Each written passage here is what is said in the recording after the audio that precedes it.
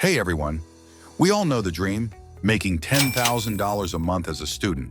But here's the truth. There's a ton of misleading information out there, and most people make it sound way easier than it really is.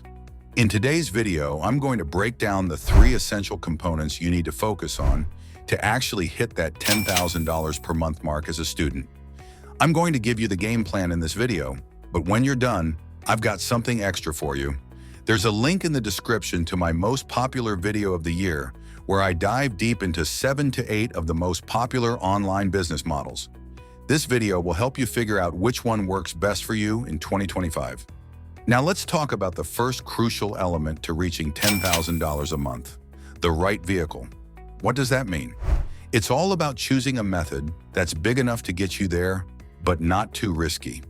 You see, it's totally possible to make $10,000 a month as a student, but you need the right opportunity.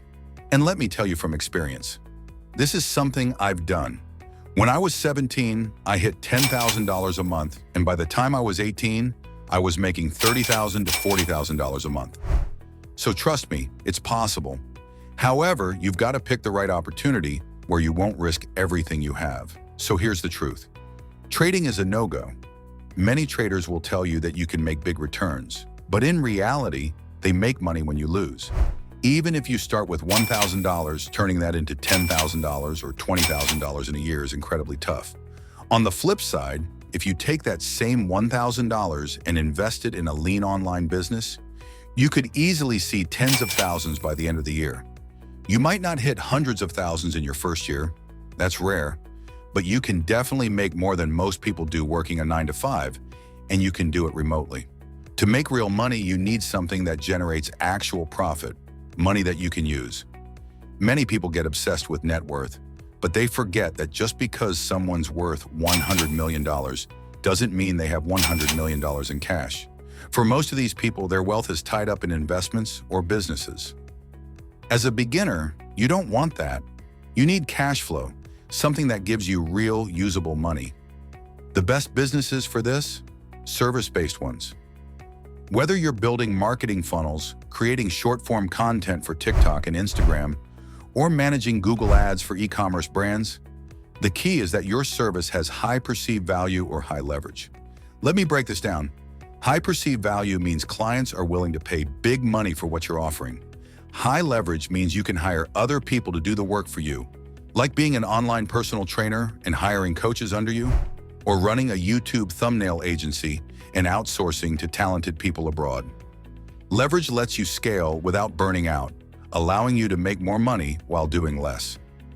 Now here's a reality check. These business models won't make you a billionaire, but they won't leave you broke either. Take my software company, for example. Getting to a business worth hundreds of millions required massive investment. But when I started a service-based business back in 2016, it took me 6 years to reach $150,000 a month. It didn't happen overnight, and that's totally fine. The second key is setting realistic timelines. Social media makes it easy to think success happens instantly, but that's far from the truth. It took me 3 years to hit $10,000 a month. Does that mean it'll take you 3 years? No, not at all. The internet is moving fast today, and you have access to so many more opportunities than I did back in 2014. But even if it does take you that long, that's totally okay.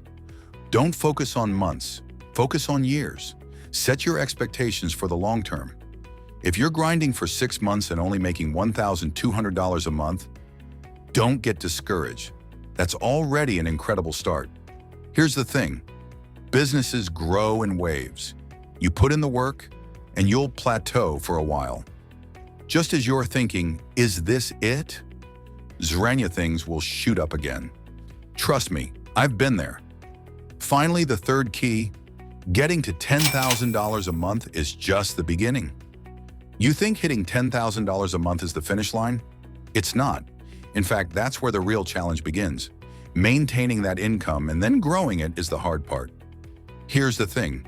Making money is one thing, but keeping it, growing it, and understanding how to multiply it over time, that's what separates successful entrepreneurs from everyone else. Once you hit $10,000 a month, it's about making it your baseline. It's about creating a financial identity where falling below that number just doesn't feel right. I remember when I first hit $1,000 a month, then $5,000, and finally $10,000 a month. And since then, I've built a foundation that's allowed me to grow to $100,000, then $1 million a month. The point is, once you hit your goal, that becomes your new standard.